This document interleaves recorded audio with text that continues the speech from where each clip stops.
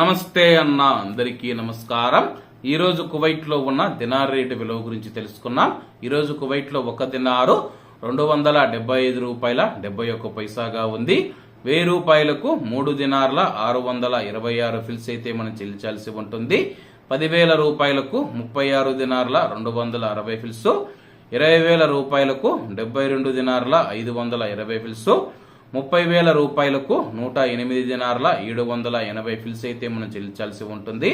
40,000 రూపాయలకు 145 దినార్ల 40 ఫిల్స్, 50,000 రూపాయలకు 181 dinar 300 fils, 1,00,000 రూపాయలకు 362 దినార్ల 600 ఫిల్స్ అయితే మనం చెల్లించాల్సి ఉంటుంది.